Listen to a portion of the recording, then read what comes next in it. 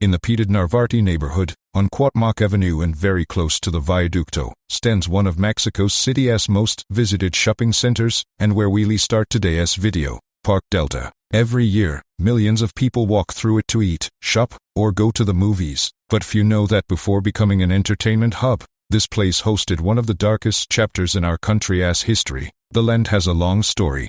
First, it was Parque Franco Ingles, then Park Delta, and finally, starting in 1955, it became Parque del Seguro Social, an iconic stadium for Mexican baseball. It was home to legendary teams like Los Diablos Rojos and Los Tigers Capitalinos, at least until its closure in 2000. But beyond the games, the hits, and the home runs, that stadium was marked by a much more devastating event. Let us pause for a second to talk about it.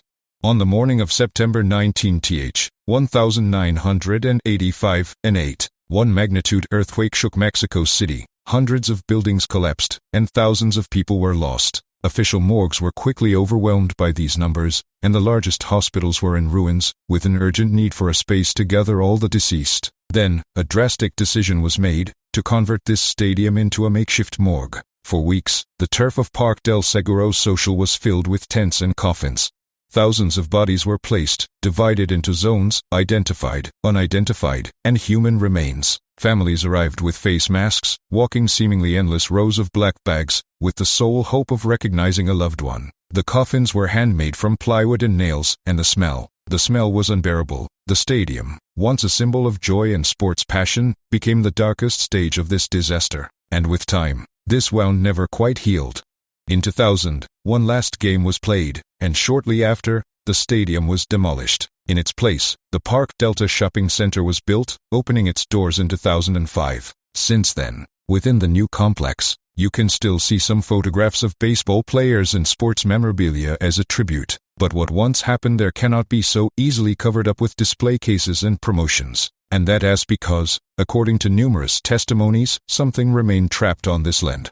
For years, workers and visitors have reported paranormal phenomena in various areas of this shopping center. In the cinemas, a woman has been seen sitting in the seats, only to disappear moments later. In stores like Liverpool or Soriana, mocking laughter, unexplained bangs, and toys in some aisles activating on their own when the store is closed have been heard. Some workers even claim to have seen shadows crossing the aisles, and there are those who also say they have been followed by figures dressed in old clothing. But the place where most of these phenomena are concentrated is the basement, which currently functions as a parking lot. There, in the dead of night, wails, voices, and even people claiming to have been locked in storage rooms without apparent explanation have been heard.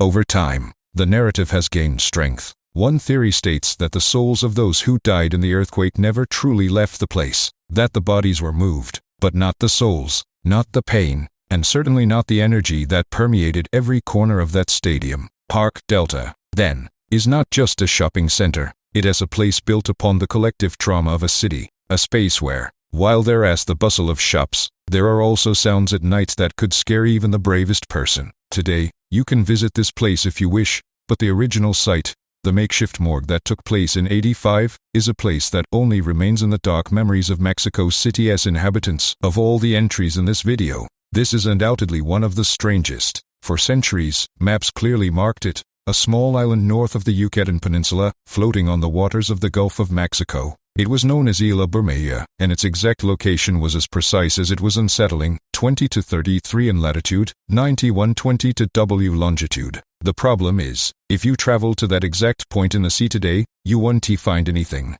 Not a rock, not a sandbar, only water, the immense ocean before you.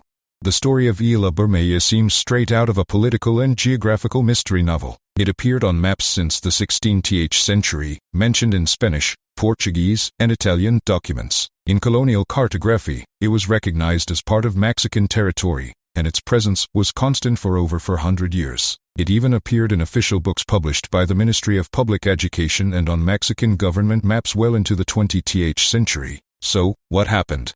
The island's disappearance became urgent and controversial in the 1990s when Mexico and the United States began negotiations to delimit their maritime borders in the Gulf. If Bermeja still existed, Mexico could extend its sovereignty over a vast region known as the Donut Hole, rich in oil and minerals. It would have meant access to over 22 billion barrels of crude oil, but just when it was most needed, the island simply vanished.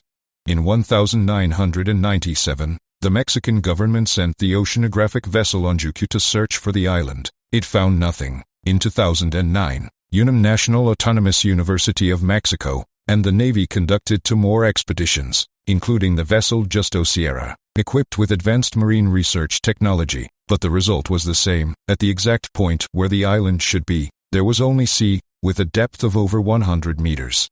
There were no traces, no evidence, only the echo of what once was or perhaps wasn't. Explanations quickly divided between the scientific and the conspiratorial. Some experts spoke of a possible geological landslide that would have submerged the island at some point in the past. Others blamed climate change and rising sea levels, but there are also those who claim that the CIA dynamited the island to prevent Mexico from claiming the oil, erasing it from the map with a covert operation. The most radical theory asserts that the island was intentionally erased from history to benefit the United States in the Clinton-Cedillo Treaty negotiations, signed in 2000. The same Isla Bermeja that appeared on maps since 1570 suddenly disappeared from official cartography, and with it, 4/5 of the donut hole. Today, if you search for Isla Bermeja on sites like Google Maps, it appears as a zone marked by a question mark, lost in the middle of the ocean. Although some call it the Mexican Atlantis, others simply believe that this island never existed and that it was merely a cartographic error that was repeatedly copied. But the truth is that its disappearance, precisely when Mexico needed it most, left a void as deep as those waters where it surely once floated. And perhaps the most unsettling thing of all is that it still appears on some maps, meaning the definitive answer as to whether Isla Bermeja was real or not remains, even today, up in the air. In the city of Morelia, the capital of Michoacán, one of the state's darkest urban legends is told. It is not about a haunted house or a ruined abandoned building, but a place that, according to many, is still in operation, a hospital, one whose exact location has been lost over time and through rumors, feeding the possibility that it was demolished or even replaced without leaving any trace. But the stories are the most interesting thing this place holds. This place is known as the Phantom Hospital of Morelia, and its legend has survived thanks to the testimonies of patients, workers, and even visitors who claim to have experienced things that simply defy all logic. Some point to the old civil hospital, built in 1901 and demolished in the 1950s, as its origin. Others believe it refers to the medical tower that stood on the old site of IMS Regional Hospital No. 1, demolished after standing for decades. Of both these places, it is said that after their disappearance, the souls of the people who died there have remained trapped, and that even today they wander the corridors of what remains of these grounds. The reported phenomena are quite disturbing. One of the most sinister points, in fact, is the operating room, where witnesses have claimed to hear agonizing screams seemingly rising from nowhere in the dead of night. Footsteps resonate in old, empty corridors, and the metallic sound of falling utensils is a very frequent occurrence that some workers have recounted. There are even those who claim to have witnessed a male figure suddenly walking down a hallway and then passing through the wall, as if condemned to eternally repeat the last moments of his life. But undoubtedly, the most terrifying occurrences happen within the morgue. There, sighs, creaking gurneys and doors, and even breaking glass are heard without anyone else present. It has a heavy atmosphere, as if something is watching from the shadows. There are those who claim to have even perceived exhalations, as if the corpses there still retain breath. Among all these tales, one stands out, the story of the woman on the 8th floor. In the intensive care unit, several witnesses have reported the appearance of a female figure in a white gown. She walks slowly, with difficulty, dragging her feet. Her skin looks pale, her eyes empty, and her silhouette as blurry as it is cold. In her wake, she leaves a trail of blood that completely disappears minutes later. When someone tries to follow her, she simply vanishes. According to legend, the oldest security guard at this hospital says that the woman used to be a patient who underwent a kidney transplant that failed. For days, she suffered intense pain, certain that there was no hope, and one morning, unnoticed, she opened a window on the 8th floor and, unable to bear the pain any longer, simply jumped into the void. Since then, they say her spirit walks through intensive care, searching for something that not even the end of her life could provide, relief. Today, the original building may no longer exist. It may have been replaced by a modern clinic or simply demolished, but many assure that the phenomena continue, that lights still turn on by themselves, that doors still slam shut, and that in the highest windows, a woman can still be seen gazing into the void. And it is then that one understands why it is known as the Phantom Hospital, a place you can try to find, but which you will most likely never truly locate. Hidden in the vast expanses of Mexico City's third section of Chapultepec Forest lies one of the country's most terrifying urban legends, the House of Antua. The strangest thing is that its exact location, like many aspects of the legend, remains a mystery even today and a subject of debate. The story goes that a wealthy merchant's widow inherited a large fortune and an enormous house located deep within the forest.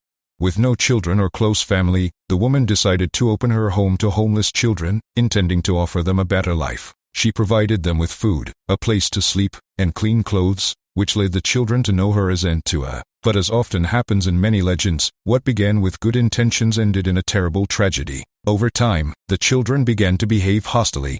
According to some versions, they stole valuable objects from the house, broke things, and showed no respect for the woman who had given them a home. Their behavior became uncontrollable to the point where Antua could no longer bear it. And here, there are two versions of the story. In one, the woman, in a fit of rage and blinded by fury, began to beat them until she ended their lives. She then carried the bodies to a nearby ravine and threw them into the river to try to dispose of them.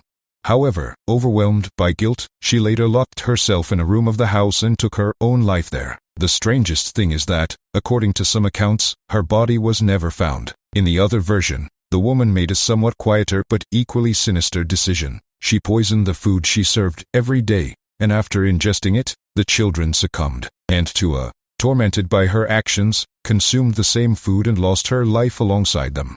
The legend maintains that since then, her spirit and those of the children remain in this place. Many claim that if you get close enough to this site, you can hear children's wails, strange noises, or even see a figure watching you from the windows. But the most unsettling part of this story is that no one can pinpoint with certainty which is the true house. Some claim it as the property located at 199 Cumbres de Acolcingo Street in the Lomas Altas neighborhood.